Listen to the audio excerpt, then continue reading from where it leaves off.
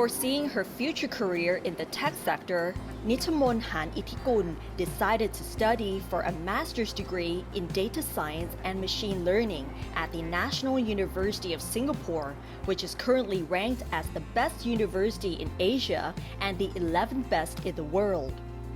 อ๋อเรียนตั้งแต่เด็ก Previously, she studied software engineering at เกษตรศาสตร์ University and gained work experience in the same field. She chose to do further studies in data science and machine learning in Singapore, not only to expand her knowledge, but also because the country is known for being the smartest city and the data hub of the Southeast Asian region. As this field is rapidly growing, there are also plenty of job opportunities for her. What am I studying is both data science and machine learning, but what I am looking for is to find a job here related to machine learning or AI stuff, that kind of thing. Finding a data science or machine learning job in Singapore is much easier than Thailand because Singapore is the hub of the data. Like here we have a lot of data center, so many company they have own data center in Singapore, and it's like a hub for Asia as well. So I think it's like we're gonna have more opportunity here to work in this kind of field.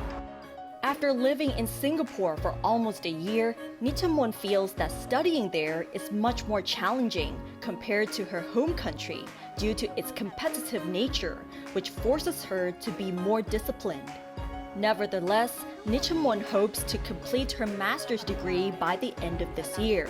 She is also doing an internship and hopes to work in Singapore for a couple of years to gain more experience.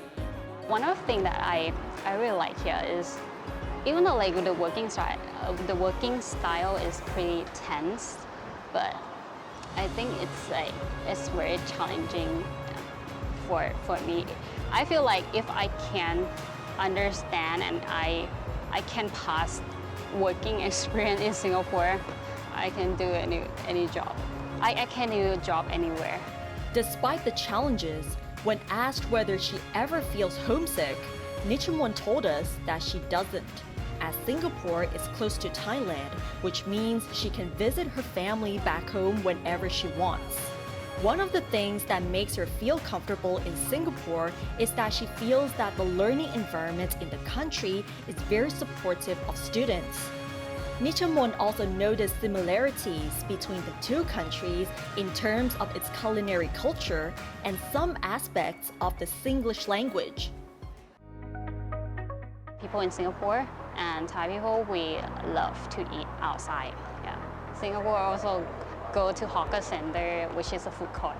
And in food court, we have a street food, right? Similar to Bangkok, if you want to go and eat street food, you can find it food along the way. Another similarity is about the language that Singapore use Singlish, yeah. And the Singlish is like the combination between English and Chinese. And I feel like the structure or the grammar of Singlish is pretty much similar to Thai.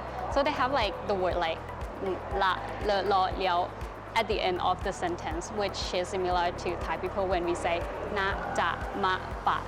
Yeah, and it's like trying to, and the sentence is like trying to express the feeling. And I feel like when I speak Singlish to people here, I feel more comfortable to talk to them. Thai students who wish to study or work in Singapore should be aware of the competitive nature of the country, which means that people must be highly disciplined and responsible. Learning Mandarin would also be advised, as Nitamon thinks that a high proficiency in English is not enough to survive there. Studying in Singapore is very, very difficult. You must have a high discipline, high responsibility. You need to read books every day. You can't come and study here without reading books. And it's like need to read it very seriously.